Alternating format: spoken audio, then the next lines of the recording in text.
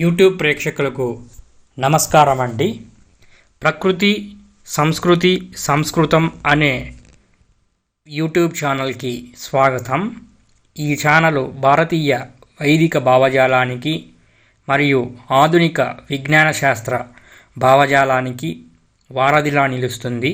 ఈ వీడియోలు మీకు నచ్చినట్లయితే లైక్ చేయండి, షేర్ చేయండి మరియు జ్ఞానాన్ని విస్తరింపచేయండి. ఈ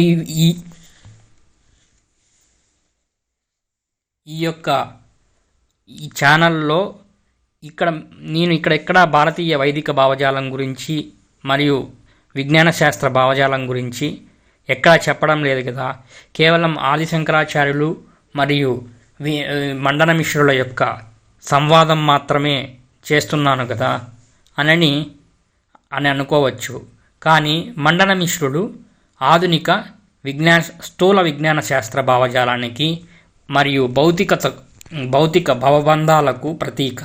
అలాగే మరియు ఆదిశంకరాచార్యుల వారు వేదం యొక్క పూర్ణ స్వరూపాన్ని తెలుసుకున్నటువంటి మహాయోగీశ్వరుడు. ఈయన ఈ వేదం యొక్క లక్ష్యం ఏమిటి, మానవుడికి వేదం ద్వారా ఏమి లక్ష్యం సాధించాలా అనే విషయాన్ని ప్రజలకు తెలియజేశాడు. అలా చూస్తే మనము ఆధునిక విజ్ఞాన శాస్త్ర స్థూల భావజాలమైనటువంటి ఆధునిక విజ్ఞాన శాస్త్రము అంటే మండన మిశ్రుని యొక్క వాదన, అలాగే వైదిక భావజాలం అంటే శ్రీ శంకర భగవత్పాదుల యొక్క వాదన. వీరిరువురికి మధ్య వారధిలాగా ఈ యొక్క సిరీస్ నడుస్తూ ఉంటుంది. అలా తర్వాత ఓ పవిత్రాత్మ మండన మిశ్ర, స్వయంగా విష్ణువే నీ గృహానికి యతి రూపంలో వచ్చాడని భావించు. ఆ యతీశ్వరుణ్ణి చక్కగా సత్కరించి పూజించు అని వ్యాస మహర్షి మండన మిశ్రుణ్ణి ఆజ్ఞాపించాడు. శ్రీ వ్యాస మహర్షి ఆదేశానుసారం మండన మిశ్రుడు పరమశాంతిని పొంది శ్రీ భగవత్పాదుల వారిని అజ్ఞపాద్యాలతో భిక్షను స్వీకరించవలసినిగా ప్రార్థించాడు. శ్రీ శంకర భగవత్పాదులు మండన మిశ్రునితో ఇలా పలికారు: శుభదర్శన పండితవరేణ్య, నేను వచ్చిన కార్యం తెలుపుతాను విను. నేను నీ ఇంట విందు భోజనానికై రాలేదు, తమతో వాదభిక్షను కోరి వచ్చాను. వాదాలంటే గెలుపు ఓటము ఉంటాయి కదా. ఈ వివాదమందు ఓడిన వారు గెలిచిన వారికి శిష్యులై మెలగాలి అని పలికాడు. శ్రీ శంకర భగవత్పాదులు సన్యాసి సాధారణ ఇలా పలికాడు: సన్యాసి సాధారణంగా వాద ప్రతివాదాలకు దూరంగా ఉండాలా. అంతేకాకుండా ఏదో ఒక పక్షాన్ని అసలే సమర్థించరాదు. అయితే అంతరించిపోతున్న వేద విద్యను ఉద్ధరించడానికి యతీశ్వరులు వాదం జరపవచ్చు. జ్ఞానకాండ ప్రతిపాదన ద్వారా వేదాంత మార్గాన్ని సుగమం చేయడమే నా ముఖ్య ఉద్దేశము. అలాంటి వేదాంత సారము సంసార తాపాల నుండి రక్షించే దివ్య అమృతం లాంటిది. చల్లని కిరణాలు ప్రసరింపజేసే చంద్రుడు లోకానికి శాంతిని ప్రసాదించినట్లు ఉపనిషత్తు శ్రవణం ద్వారా సర్వత్రా వ్యాపించి ఉన్న అమృతానందాన్ని పంచుతూ సర్వ జనులకు బ్రహ్మపదాన్ని ప్రసాదిస్తున్నది. అటువంటి ఉపనిషత్తులు విరోధులకు కువిమర్శులకు లోనై క్షీణించిపోతున్నది. మహావిజ్ఞానివి, శాస్త్రాలన్నీ చక్కగా అధ్యయనం చేసిన వాడివి, నువ్వు కర్మ మార్గవై ఉండుట చేత జ్ఞాన మార్గాన్ని నిరాకరించావు. శాశ్వత సర్వదుఃఖతాప విశేష ఆపహరణను అయిన బ్రహ్మ విద్యను నీ వంటి ప్రజ్ఞావంతులు నిరాకరించడం చేత శృతి ధేనువు దుఃఖిస్తుంది. వేదాంత మార్గాన్ని వ్యతిరేకించే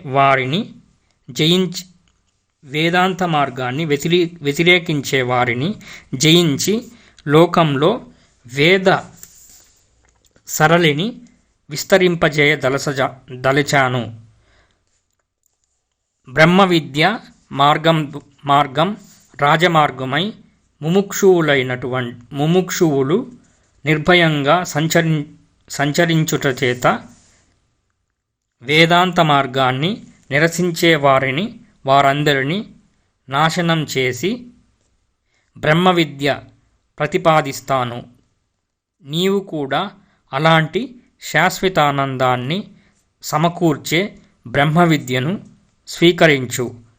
అలా కాదంటే నాతో వాదించు. నా సిద్ధాంతాలను పరిశీలించు. నీకు అలాంటి జ్ఞానం లేని ఎడల ఓటమిని అంగీకరించు. నేను పరాజయముందినని ఒక్క వాక్యం స్పష్టంగా తెలుపు. మండనమిశ్రుడు ఇలా తలిచాడు. ఈ యతీశ్వరుడు బ్రహ్మ విద్య రూపమైన ఉపనిషత్తార్థాలు వివరణకై నన్ను వాదానికి ఆహ్వానిస్తున్నాడు. ఇంతకుముందు పరాజయమన్నదే ఎరగని నాతో ఓటమిని గురించి పలకడం ఆశ్చర్యంగా ఉంది. లోకంలో పాండిత్య ప్రకర్షలందు ఎదురులేని వాడి అయి సంచరిస్తున్నాను. ఈ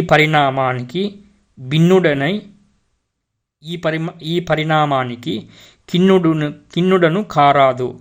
ధీరుడునై ఎదిరిస్తాను. సర్వ విద్యలయందు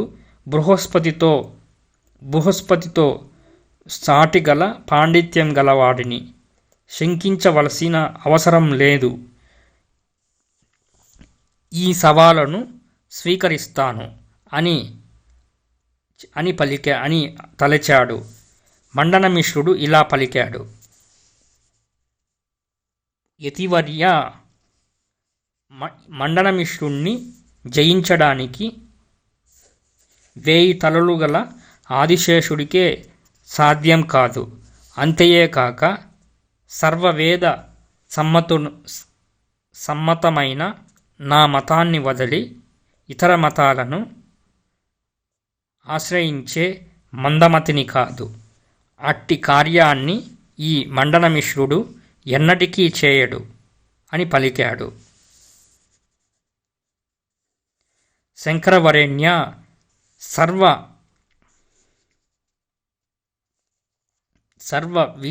విశారదుడైన పండితునితో వాదించాలనే కోరిక చాలా కాలం నుంచి నాలో బలీయంగా నాటుకొని ఉంది. కానీ ఇంతవరకు అట్టి పండితుడు నా ఎదుట నిలువలేదు. యుద్ధవీరులకు బలంలా పాండిత్య ప్రదర్శన చేయాలన్న ఉబలాటం ఉన్న వారికి తొందర పెడుతుంది. ఇంతకాలానికి విద్యా పరీక్షలో దిగ్విజయం పొందే భాగ్యం కలిగింది. నా భాగ్యమే భాగ్యం. ఈనాటి వరకు కుపండితులెందరో వాదోపవాదాలు చేసి యుద్ధానికి సన్నద్ధులై రాసాగారు. నేను నా వాదపటిమను అనే వజ్రాయుధం చేత వారే వాదరూపమైనటువంటి నాలుకను నాలుకలందలి దురదను వదిల్చాను. శూరులకు శౌర్యంలాగా పండితులకు పాండిత్యమే అలంకారము కదా, వారికదే శాశ్వత భూషణము కదా. ఓ యతీశ్వర, పండితులతో వాదించటం చేతనే చదివిన విద్యలను ప్రదర్శించుకునే అవకాశం కలుగుతుంది. అపూర్వమైన శాస్త్రవాదాల చేత సముద్రాన్ని మదించి అమృతాన్ని పొందినట్లు అమృతాన్ని సృష్టించవచ్చు. అమృతపానం చేసినటువంటి దేవతలు మాత్రమే, అట్టి అమృతపానం దేవతలకు మాత్రమే సిద్ధిస్తుంది. మరి ఈ భూలోకంలో శాస్త్రమదనం చేతనే అమృతాన్ని సృష్టించి పానం చేయాలి. విద్యావాదన నా చిరకాల వాంఛ. అది నేటికి మీ వలన నెరవేరుతున్నది కదా. యతిశ్రేష్ఠ, వాదంలో ధర్మరాజును కూడా హరించే ఈశ్వరుడినే జయింపగల సమర్థును. నాతో వాదనకు సిద్ధపడడానికి ముందుగా నా సామర్థ్యాన్ని తెలుసుకోండి. మీమాంసీకులు నిరీశ్వరవాదులై కర్మప్రధానులుగా ఉంటారు. ఈశ్వరుడు లేడనే అంటారు. అందుచేత వారు జగన్నియంత అయిన ఈశ్వరుని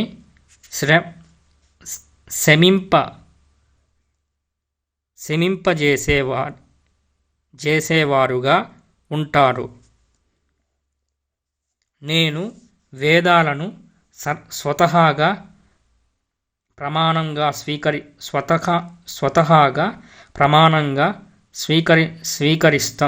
స్వీకరిస్తూ ఉంటాను.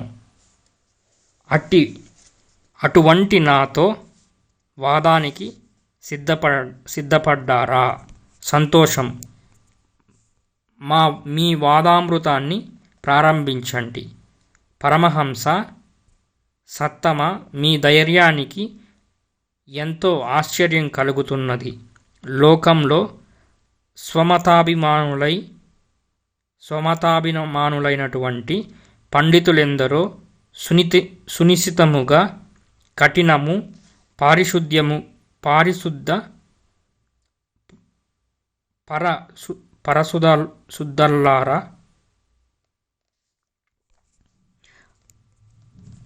అనర్గళంగా పారే నా పాండిత్య ప్రవాహం ముందు నీవు నిలవజాలవు. నా పాండిత్య ప్రకర్షణ గురించి మీరు విని ఉండరు. అందువలనే ఇటువంటి సాహసానికి ఒడిగట్టారు. అయినా నాకిది సంతోషింపదగిన వార్తయే. ఎందుకంటే ఇంతకాలానికి నాతో వాదనకు సిద్ధపడి నా ప్రక్కన నిలబడినటువంటి పండితుణ్ణి చూస్తున్నాను. ఓ మునివర్య, తమరు నా నుండి వాదదానాన్ని కోరారు. ఇది నాబోటి పండితులకు అత్యల్పమైనటువంటి విషయము. కోరిన వారు కనుక ఇప్పుడే వాదం చేయగల సమర్థుని. ఇంతకాలానికి నాకిది స్వయంగా లభించినందుకు మహదానందంగా ఉంది. తేజోనిధి, వాద విషయమైన మీ సవాలను అంగీకరిస్తున్నాను. అందులో కించిత్తు కూడా సందేహము లేదు.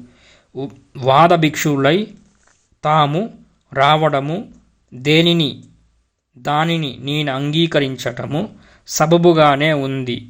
అయితే ఒక విషయాన్ని తీవ్రంగా ఆలోచిస్తున్నాను. మనమిద్దరము చర్చిస్తే సకల విషయాలు నిర్ణయించే మధ్యవర్తి, అంటే న్యాయ నిర్ణేత అవసరము కదా. అటువంటి విద్యాసంపన్నుడు ఎక్కడ దొరుకుతాడా అని ఆలోచిస్తున్నాను. వాదాన్ని గ్రహించి న్యాయ నిర్ణయం చేయగల సమర్థుని ఎడల మనకు కంఠశోషే మిగులుతుంది. మనం తీవ్రమైన వాదోపవాదాలు చేసుకుంటాము. అందు ఎవరు జయించారు, ఎవరు ఓడిపోయారు అన్న స్పష్టత కావాలి కదా. న్యాయ నిర్ణేత లేని వాదోపవాదాలన్నీ వ్యర్థమే. కనుక న్యాయ నిర్ణేత అత్యవసరము. పండిత శ్రేష్ఠ, వాదమంటే అందు వాది ప్రతివాది ఉండగలరు. అందు వాది వచనాలను స్వపక్షము అంటారు, ప్రతివాది వచనాలను విపక్షము అని అంటారు. వాది విపక్షవాదులను గ్రహించి ఖండిస్తూ ఉంటారు. ప్రతివాది వాది ఖండనలను నిరాకరిస్తూ ఉంటారు. ఈ విధంగా మనం ప్రతిపాదించే వాద విహితులకు ఏది అయినా ప్రమాణమేమిటి, అందులో ప్రతిజ్ఞ ఏమిటి? కనుక వాద ప్రతివాదాలకు మనమిద్దరము ఉన్నాము. మరి మధ్యవర్తి ప్రతిజ్ఞ అవసరం కదా. మీరేమంటారు? ఈ విషయాన్ని వాదం ప్రారంభింపక పూర్వమే నిర్ణయించుకోవాలి. యతిశ్రేష్ఠ, వాద ప్రతివాదాలను గ్రహించి న్యాయ నిర్ణయం చేసే మధ్యస్థుణ్ణి నిర్ణయించి చెప్పండి. అదే విధముగా జపమాలకు ఫలమైన బహుమతిని నిర్ణయించండి. అంతేగాక ఇరువురి ఆశ్రమాలు భిన్నమై ఉన్నాయి. అందలి శ్రేష్టత గురించి, తక్కువతనం గురించి చక్కగా తెలిసిన వారి అయి ఉండాలి. నేను గృహస్థాశ్రమం ఆచరించు వాడను. తమరు తత్వ ప్రచారమనచరించే పరమహంసలు. కనుక వాద ప్రతివాదములందలి బహుమతిని గూర్చి ముందు నిర్ణయించుకోవాలి. ఈ విషయం నిర్ణయమైతే మనమిరువురము మహోన్నతమైన భావాలతో మహదానందంగా వాదించుకుందాము. ఇదే విద్వాంసుల యొక్క పరిశ్రమకు తగిన ఫలితం అవుతుంది. ఆచార్యవర్య, సర్వలోక పూజ్యన్యులైనటువంటి తమరు నాతో వాదం చేయకోరుతున్నారు. మహాత్ములతో సద్గోష్ఠి జన్మల పుణ్యఫలం. నేను ధన్యాత్ముడనవుతాను. నా భాగ్యమే భాగ్యము. రేపే మన వాదాన్ని ప్రారంభిస్తాము. మధ్యాహ్న కార్యక్రమములు నిర్వహించుకుందాము. మండన మిశ్రుని పలుకుతూ విని వాదానికి రేపే రంగం సిద్ధమవుతుంది కదా అని శ్రీ శంకర భగవత్పాదుల వారు ఎంతో సంతోషించారు.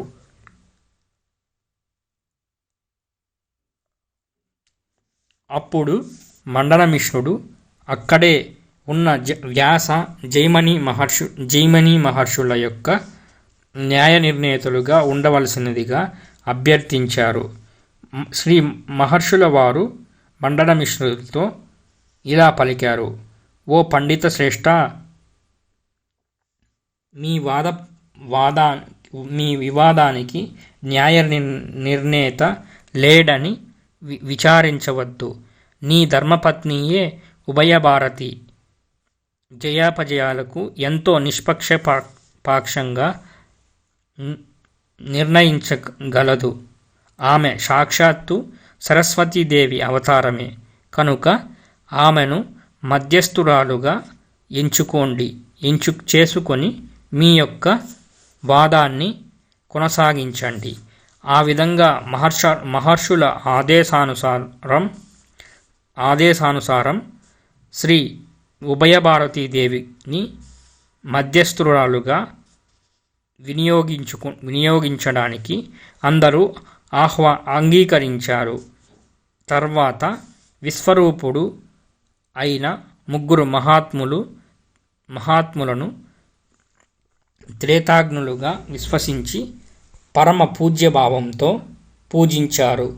శ్రీ భగవత్పాదులు వారికి ఆతిథ్యమివ్వడం చేత పితృదేవతలను సంతృప్తి చేయగలరని శ్రీ మండనమిశ్రుడు తలిచారు.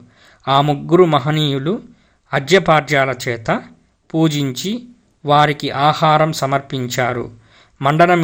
మిశ్ర పండితుణ్ణి శిష్యులు ఆ ముగ్గురు అతిథులకు సపర్యలు చేసి వారికి శ్రమ లేకుండా చేశారు. శ్రాద్ధ కర్మలన్నీ ముగించుకున్న తర్వాత ముగ్గురు మహనీయులు వేదాంగం గురించి ముందు మధురముగా కొంతసేపు చర్చించుకున్నారు. శ్రీ వేదవ్యాసుల వారు వేదాలను విభజించి బ్రహ్మసూత్రాలను వ్రాసిన మహనీయులు. శ్రీ జయమణి మహర్షులు వారికి ప్రధాన శిష్యుడై ఉన్నాడు. శ్రీ శంకర భగవత్పాదుల వారు బ్రహ్మసూత్రాలకు భాష్యం రాసి జగతుత్పత్తి సిద్ధాంతాన్ని